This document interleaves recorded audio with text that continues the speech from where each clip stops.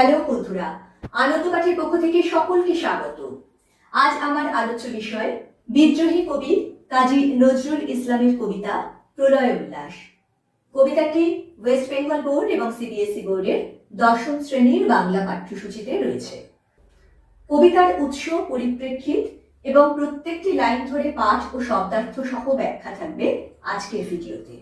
1921 সালে কাজী নজরুল ইসলামের একটি বিদ্রোহাত্মক বাংলা গান হিসেবে প্রকাশিত হয় প্রলয় উল্লাস। এরপর 1922 সালে নজরুলের প্রথম প্রকাশিত কাব্যগ্রন্থ অগ্নিবীণায় এটি কবিতা হিসেবে প্রকাশিত হয়। এবারে আমরা একটু জেনে নেব কবিতার পরিপ্রেক্ষিত। 1921 সালে এটি গান হিসেবে প্রথম সামনে আসে এবং 1922 সালে কবিতা হিসেবে প্রকাশিত হয়। দেখো, তার কয়েক বছর পরেই ভারতবর্ষ স্বাধীনতা লাভ করে। অর্থাৎ এই সময়টাতে ভারতবর্ষের যে স্বাধীনতার সংগ্রাম সেটা কিন্তু একটা চূড়ান্ত পর্যায়ে পৌঁছে গিয়েছিল এবং যে সশস্ত্র সংগ্রাম, ভারতবর্ষের যে বিপ্লবী আন্দোলন, সমগ্র বাংলাদেশ জুড়েই সেই আন্দোলন তীব্র হয়ে উঠছিল।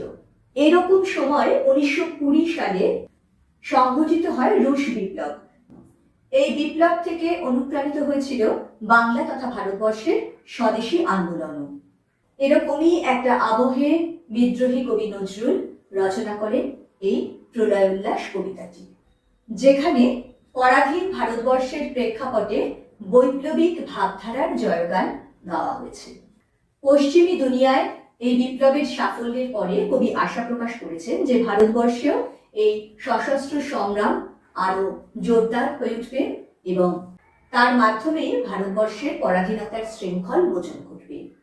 এবারে আমরা চলে আসব কবিতার লাইন ধরে পাঠ ও আলোচনায়। তার আগে বলে নিই, তোমরা যারা এই চ্যানেলটি এখনো সাবস্ক্রাইব করোনি, তোমাদের যদি এই আলোচনাগুলি ভালো লাগে এবং মনে হয় এগুলি তোমাদের কাজে লাগছে এবং এরকম আলোচনা আরো পেতে চাও, তাহলে আশা করব চ্যানেলটি সাবস্ক্রাইব, লাইক ও শেয়ার করে পাশে থাকবে।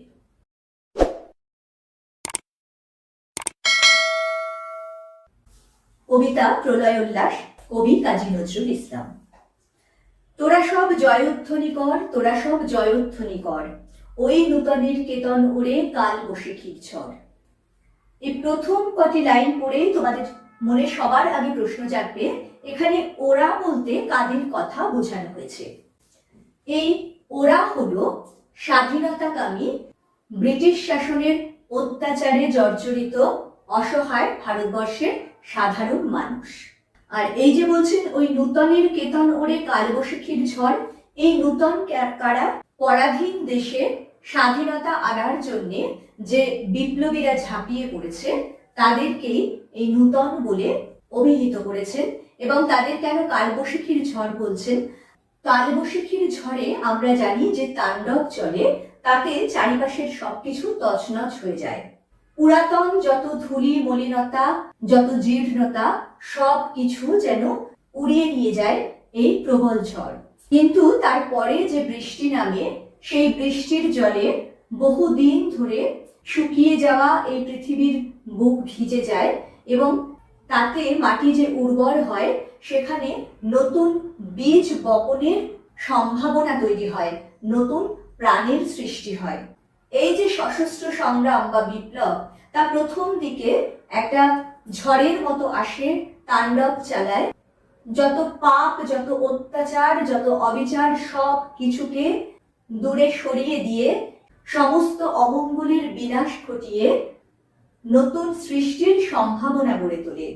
সেই জন্যেই এই বিপ্লবকে কালবৈশাখীর ঝড়ের সঙ্গে কবি তুলনা করেছেন। নূতনকে আহ্বান করতে বলছেন কবি, সকলকে তাদের জয়ধ্বনি দিতে বলছেন। এই যে জয়ধ্বনি কর, এই কথাটি বারে বারে এই কবিতায় ফিরে আসবে। আসলে এটি তো প্রথমে গান হিসেবে রচিত হয়েছিল, তাই গানের সেই চরণ বারে বারে ফিরে আসার মতোই এই লাইনটি কবিতায় বারে বারে উচ্চারিত হয়েছে সাধারণ মানুষকে জাগ্রত করে তোলার জন্য। আসছে এবার অনাগত প্রলয় নেশার নৃত্য পাগল, সিন্ধু পাড়ের সিংহদ্বারে ধমক হেনে ভাঙল আগুন। এই যে অনাগত প্রলয় আসছে, এই প্রলয় উদ্দাম নৃত্যে যেন মেতে উঠতে চাইছে এবং তা কি ভেঙে দিতে চাইছে? সিন্ধু পাড়ের সিংহদ্বারের আগল ভেঙে দিতে চাইছে। এই সিন্ধু পাড়ের সিংহদ্বার হলো ব্রিটিশ শাসন। এই ব্রিটিশ শাসনের ভিতকে যেন নড়িয়ে দিতে চাইছে এই প্রলয়। মৃত্যু গহন অন্ধকূপে মহাকালের চণ্ডরূপে ধূম্রধূপে বজ্রশিখার মশাল জেলে আসছে ভয়ঙ্কর। মহাকাল হলেন মহাদিদেব শিব। হিন্দু ধর্ম মতে মহাদেব হলেন বিনাশের দেবতা। পৃথিবী যখন পাপে পরিপূর্ণ হয়, মহাদেব তখন প্রলয়ঙ্কর রূপ ধারণ করে সেই পাপকে বিনাশ করতে আবির্ভূত হন। সেই জন্য বলছেন মৃত্যু গহন অন্ধকূপে মহাকালের চণ্ড রূপে। এই চণ্ড বা প্রলয় রূপে সেই মহাকালের আবির্ভাব, এবং তারই আগমনকে যে মশাল আলো দেখাবে, তার আগুন তো কোনো সাধারণ হতে পারে না। তার আগুন জ্বলে ওঠে বজ্রের শিখা থেকে, কারণ সে এখন ভয়ঙ্কর। ওরে ওই হাসছে ভয়ঙ্কর, তোরা সব জয়ধ্বনি কর, তোরা সব জয়ধ্বনি কর। ঝামর তাহার কেশের দোলায় ঝাপটা মেরে গগন দুলায়, সর্বনাশী জ্বালামুখী ধূমকেতু তার চামর ঝুলায়। এই যে ভয়ঙ্কর, সে কিন্তু হাসছে। সে যত তাণ্ডব করুক না কেন, যত ধ্বংসের বাণী নিয়েই আসুক না কেন, তার মুখে লেগে রয়েছে হাসি। কেন তা আমরা ধীরে ধীরে কবিতায় যত এগোবো বুঝতে পারবো। আর কবিও কিন্তু সেই তাণ্ডবকে ভয় না পেয়ে তাকে আবাহন জানাচ্ছেন। আবাহন জানানোর জন্য উদ্বুদ্ধ করছেন সকলকে, জয়ধ্বনি দিতে বলছেন। এই যে ভয়ঙ্কর আসছে, তার চুলের ঝাপটায় আকাশ কেঁপে উঠছে। আর এই যে সর্বনাশী জ্বালামুখী ধূমকেতু তার চামর ঝুলায়। চামর হচ্ছে এক রকমের পাখা, যা দিয়ে দেবতাদের বাতাস করা হয়। মন্দিরে বা মসজিদে এই চামর সযত্নে রাখা থাকে। এই যে প্রলয়ঙ্কর, তার চামর তো সাধারণ হতে পারে না। তার চামর হলো জ্বলন্ত ধূমকেতুর পুচ্ছ বা লেজ। বিশ্বপাতার বক্ষ কোলে রক্ত তাহার কৃপাণ ঝোলে দোদুল দোলে। এই যে প্রলয়, এই যে মহাকাল, তিনি যে ভয়ঙ্কর রূপে আসছেন সব পাপকে বিনাশ করতে, তিনি তো খালি হাতে আসতে পারেন না। তার হাতে থাকবে অস্ত্র। সেই অস্ত্র হলো তার কৃপাণ, তার তরবারি। সেই তরবারিও কিন্তু রক্তমাখা। তার বক্ষে সেই রক্তমাখা তরবারি যেন দুলছে, কারণ তিনি তো সংহার করতে আসছেন। মহাদেব একই সঙ্গে বিনাশ ও সৃষ্টির দেবতা। তিনি একাধারে যেমন যা কিছু জীর্ণ, যা কিছু পুরাতন, যা কিছু অশুভ, যত পাপ, সব কিছুকে সংহার করেন, অপরদিকে সেই সংহারের পরে সূচনা করেন নতুন সৃষ্টির, রক্ষা করেন সমগ্র বিশ্ব জগৎকে। অট্টরোলের হট্টগোলে স্তব্ধ চরাচর। এই প্রলয়ঙ্কর, এই মহাকালের রূপ ধরে যে বিপ্লবীরা আসছেন, তাদের সংগ্রামে, তাদের উন্মত্ত অট্টহাসিতে যেন সমগ্র চরাচর স্তব্ধ হয়ে আছে। ওরে ওই স্তব্ধ চরাচর, তোরা সব জয়ধ্বনি কর, তোরা সব জয়ধ্বনি কর। দ্বাদশ রবির বহ্নি জ্বালা ভয়াল তাহার নয়ন কটায়, দিগন্তরের কাঁদন লুটায় পিঙ্গল তার ত্রস্ত জটায়। এই যে দ্বাদশ রবি, তা পুরাণেরই অনুষঙ্গ। ভাবো যে একটি মাত্র রবি বা সূর্যের তেজে এই সমগ্র চরাচর সৃষ্টিশীল হয়ে উঠছে। সেখানে দ্বাদশ বা 12টি সূর্যের তেজ কত ভয়ঙ্কর। সেই দ্বাদশ রবির তেজ মিশে আছে অনাগত ভয়ঙ্করের দৃষ্টিতে। দিগন্তরের কাঁদন লুটায়। দিগন্তর হলো পৃথিবী ও আকাশের সীমানা, যেখানে মিলে যায়, অর্থাৎ সমগ্র বিশ্ব চরাচর। সমগ্র বিশ্বের তথা এই দেশের যে অসহায় অবস্থা, তাকে পরিস্ফুট করতেই কবি বলেছে সেই ক্রন্দনরত বিশ্ববাসী তথা দেশবাসীর আকাশে বাতাসে সে তার ভয়াল জটা ছড়িয়ে দিয়েছে। বিন্দু তাহার নয়ন জলে সপ্ত মহাসিন্ধু দোলে কপোল তলে। যতই ভয়ঙ্করের রূপ ধরে আসুক না কেন, সেই মহাকাল তো আসলে সুন্দরের উপাসক। সে তো সুন্দরকে, নূতনকে, নতুন সৃষ্টিকে নিয়ে আসার জন্যেই এই তাণ্ডব চালায়। তাই দিকে দিকে এই হাহাকার, মানুষের এই অসহায়তা, এই যন্ত্রণা তার চোখকেও অশ্রুসিক্ত করে, তার চোখেও জল এনে দেয়। তার সেই এক বিন্দু চোখের জলে সপ্ত মহাসিন্ধু অর্থাৎ 7টি সাগরের জল যেন উত্তাল হয়ে ওঠে। বিশ্বমায়ের আসন তারই বিপুল বাহুর পর। এই সমগ্র বিশ্বের যে দায়ভার সে তো সেই প্রচণ্ডেরই হাতে, তাই বলছেন বিশ্বমায়ের আসন তারই বাহুর পর। হাঁকে ওই জয় প্রলয়ঙ্কর, তোরা সব জয়ধ্বনি কর, তোরা সব জয়ধ্বনি কর। মাভৈ মাভৈ, জগৎ জুড়ে প্রলয় এবার ঘনিয়ে আসে, জরায় মরা মুমূর্ষুদের প্রাণ লুকানো ওই বিনাশে। কি অসাধারণ লাইন দেখো। সেই প্রলয়ঙ্করের জয়ধ্বনি দিতে বলছেন, সেই সঙ্গে মাভৈ ধ্বনিতে তিনি তাদের ভেতরের যে শঙ্কা, যে আতঙ্ক তাকে দূর করতে চাইছেন। কারণ জগৎ জুড়ে এবার প্রলয় ঘনিয়ে আসছে, কিন্তু সেই প্রলয়, সেই ধ্বংস আসলে অসহায় প্রাণকে রক্ষা করার জন্যে। এই যে বলছেন জরায় মরা মুমূর্ষুদের প্রাণ লুকানো ওই বিনাশে। জরায় মরা মুমূর্ষু কারা? যারা অত্যাচারে জর্জরিত, অসহায়, পরাধীনতার শৃঙ্খলে যারা আষ্টে পৃষ্ঠে জড়িয়ে রয়েছে, যারা নিজেরা নিজেদেরকে রক্ষা করতে পারে না, মুক্ত হতে পারে না, তাদেরকে শৃঙ্খল মুক্ত করতে, এই পরাধীনতার যন্ত্রণা থেকে মুক্তি দিতেই এগিয়ে আসছে এই প্রলয়, এই ভয়ঙ্কর। এই যে জরাগ্রস্ত এই মুমূর্ষু মানুষগুলো, এদের প্রাণ লুকানো আছে তার ওই বিনাশের মধ্যেই। এবার মহানিশার শেষে আসবে উষা অরুণ হেসে করুণ বেশে। মহানিশা, একেবারে কাল রাত্রি ঘনিয়ে আসছে। সেই কাল রাত্রির শেষে যে উষা, যে প্রভাত আসবে, সেই প্রভাত আসবে নতুন সূর্যের হাসি নিয়ে। এই মৃত্যুঞ্জয় বীর বিপ্লবীদের সেই নবোদিত সূর্যের সঙ্গে কবি তুলনা করেছেন। দিগম্বরের জটায় হাসে শিশু চাঁদের কর, আলো তার ভরবে এবার ঘর।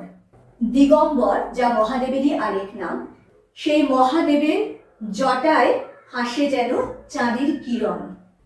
এই যে চন্দ্রকিরণ, তা হলো এই ধ্বংসের মধ্যে সুন্দরের আগমন বার্তা, যার আলোয় সমগ্র পৃথিবী, সকল বিশ্ববাসীর ঘর ভরে উঠবে। ওই সে মহাকাল সারথি রক্ত তড়িৎ চাবুক হানে, রনিয়ে উঠে রেশার কাঁদন বজ্রগানে ঝড় তুফানে। ভয়ঙ্করের আসার সময় হয়েছে। সেই যে মহাকাল সারথি, এই মহাকাল সারথি হলেন এইসব বিপ্লবীর দল, যারা তাঁরই আদেশ নিয়ে, তাঁরই নির্দেশে যত ধূলিমলিনতা, যত পাপ, যত অমঙ্গল সব দূর করে দেবে। সেই মহাকালের সারথি রক্ত তড়িৎ চাবুখানে, মানে তড়িৎ মানে বিদ্যুৎ, যে বজ্র বিদ্যুৎকে সঙ্গী করে সে আসছে তা যেন রক্ত মাখা, যা এই রক্তক্ষয়ী সংগ্রামের ইঙ্গিত দেয়। রনিয়ে ওঠে রেশার কাঁদন বজ্রগানে ঝড় তুফানে। রেশা হলো ঘোড়ার ডাক, যে রথে করে আসছে, সেই রথ যে চালাচ্ছে সেই ঘোড়ার যে ডাক, তা যেন ক্রন্দন ধ্বনিতে মুখরিত করে তুলছে। খুরের দাপট তারায় লেগে উল্কা ছুটায় নীল খিলানে, গগন তলে নীল খিলানে। এই নীল মহাকাশের প্রেক্ষাপটে যে ঘোড়ার রথে ছুটে সেই প্রলয় আসছে, তার খুরের ধাক্কায় যেন তারা খসে পড়ছে উল্কা হয়ে। অন্ধকারার বন্ধকূপে দেবতা বাঁধা যজ্ঞ জুপে পাষাণ স্তূপে। এইখানে এই অন্ধকারা বোঝানো হয়েছে আন্দামানের সেলুলার জেলকে। আন্দামানের ওই বদ্ধ কারাগারে ধ্বংসের দেবতারা বন্দী, তাই বলছেন অন্ধকারার বন্ধকূপে। ব্রিটিশ সরকার এইসব বিপ্লবীদের কণ্ঠরোধ করার জন্য তাদের সমুদ্র পাড়ে সেই আন্দামানের সেলুলার জেলে পাঠিয়ে দিত এবং তাদের উপরে অকথ্য অত্যাচার চালাতো। কিন্তু তা সত্ত্বেও তাদেরকে দমিয়ে রাখতে পারেনি, কারণ তারাই প্রলয়, তারাই হলো ভারত মাতার শক্তি। এই তোরে তার আসার সময় ওই রথ ঘর ঘর, শোনা যায় ওই রথ ঘর ঘর। তোরা সব জয়ধ্বনি কর, তোরা সব জয়ধ্বনি কর। যতই বিপ্লবীদের ওই দ্বীপান্তরের পাষাণ কারার অভ্যন্তরে তারা বন্দি করুক, ততই নতুন করে বিপ্লব আরো যেন জেগে উঠছে, এই প্রলয় আরো সামনে ঘনিয়ে আসছে। তারা যে মহাকালের রথে চড়ে আসছে, সেই মহাকালের রথের ঘর ঘর ধ্বনি কবি শুনতে পাচ্ছেন। তাই তাকে আহ্বান করছেন, তার জয়ধ্বনি দিচ্ছেন, আর সকলকে তাদেরকে জয়ধ্বনি দিয়ে স্বাগত জানানোর জন্য অনুপ্রাণিত করছেন। ধ্বংস দেখে ভয় কেন তোর, প্রলয় নূতন সৃজন বেদন, আসছে নবীন জীবন হারা অসুন্দরে করতে ছেদন। মহাদেব যেমন পাপপূর্ণ পৃথিবীকে ধ্বংস করে নতুন সৃষ্টির বীজ বপন করে, তেমনি এই বিপ্লবও আসছে পাপে পূর্ণ এই ধরাকে মুক্ত করে নতুন সমাজ গড়ে তুলতে। তাই এই যে প্রলয়, তার মধ্যে রয়েছে নতুন সৃজনের বেদনা। সৃজনের কিন্তু একটা বেদনা থাকে। তোমরা দেখবে মা যখন সন্তানকে জন্ম দেয়, সে তখন অবর্ণনীয় যন্ত্রণা পায়।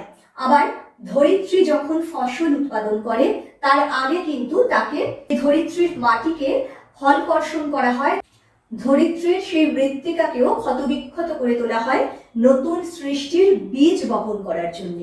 তাই নতুন সৃষ্টির সঙ্গে মিশে থাকে সৃজন বেদনা। এই যে প্রলয় আসছে, তার মধ্যেও রয়েছে সেই নূতনের সৃজন বেদনা। তাই তাকে দেখে ভয় পেতে বারণ করছেন কবি।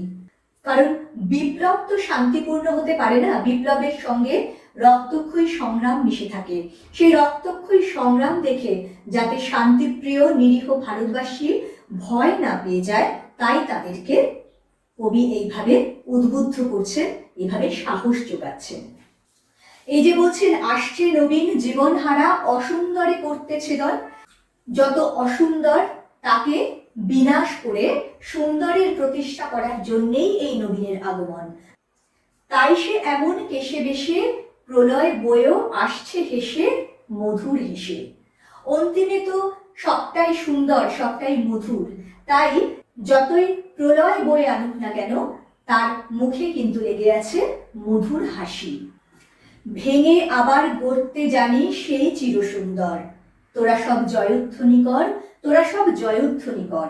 মহাদেবের এই যে লীলা, এ তো ভাঙা গড়ার খেলা। তাই বলছেন, এই ভাঙাতেই সব শেষ নয়, এই ধ্বংসই শেষ কথা নয়, এই ধ্বংসের পরে আছে গড়ে ওঠা। তাই বলছেন, ভেঙে আবার সে গড়তে জানি। তাই তার জয়ধ্বনি কর, নতুনকে আহ্বান করতে, এই ধ্বংস, এই প্রলয়কে স্বাগত জানাতে বলছেন। ওই ভাঙা গড়া খেলা যে তার, কিসের তবে ডর, তোরা সব জয়ধ্বনি কর, বধুরা প্রদীপ তুলে ধর। যেমন সমগ্র কবিতাতে আমরা দেখছি, তেমন এই শেষ লাইনগুলিতেও কবি ধ্বংসের মধ্যে সৃষ্টিকে আহ্বান করেছেন, অসুন্দরের মধ্যে সুন্দরের গাথা রচনা করেছেন। মহাদেবের ভাঙা গড়ার খেলায় ভয় না পেয়ে নবীনের জয়গান গিয়েছেন। যা কিছু অসুন্দর, যা কিছু অশুভ, তাকে দূরে সরিয়ে দিয়ে, তাকে ধ্বংস করে নূতন সৃষ্টির সম্ভাবনাকে জাগিয়ে তুলতে চেয়েছেন। আর এবারে তিনি জয়ধ্বনি করে তাদের আবাহন করার সঙ্গে সঙ্গে ঘরের সব বধূদের প্রদীপ নিয়ে এই বিপ্লবীদের বরণ করতে আহ্বান জানিয়েছেন। কাল ভয়ঙ্করের বেশে এবার ওই আসে সুন্দর, তোরা সব জয়ধ্বনি কর, তোরা সব জয়ধ্বনি কর। এই যে মহাকালের ছদ্মবেশে, ভয়ঙ্করের ছদ্মবেশে সেই সুন্দর আসছে, তার জয়ধ্বনি করার মধ্যে দিয়ে তিনি শেষ করেছেন এই কবিতা। এই সমগ্র কবিতাটি আলোচনার শেষে আমরা বলতে পারি, এই কবিতার মধ্যে দিয়ে কবি স্বপ্ন দেখেছেন এবং সমগ্র দেশবাসীকে দেখাতে চেয়েছেন যে সশস্ত্র বিপ্লবের মধ্যে দিয়ে জেগে উঠবে স্বাধীনতার সূর্য, আর সব শেষে অনাগত ভবিষ্যৎ সুন্দরের বার্তা নিয়ে আসবে। তাই কবি সমগ্র কবিতার মধ্যে বারে বারে, তোমরা যদি গুনে দেখো তাহলে 19 বার এই কবিতার মধ্যে কবি জয়ধ্বনি দিতে বলেছেন সেই মহাপ্রলয়ের উদ্দেশ্যে, সেই মহৎ প্রাণ বিপ্লবীদের উদ্দেশ্যে। বন্ধুরা, পরবর্তীকালে এই কবিতার থেকে নানান গুরুত্বপূর্ণ প্রশ্নোত্তর আলোচনা করব। পরের দিন আরো একটি নতুন পাঠ নিয়ে চলে আসবো। সঙ্গে সঙ্গে নোটিফিকেশন পেতে চাইলে সাবস্ক্রাইব করে বেল বাটনটি অন করতে ভুলো না। আজকের মতো টাটা।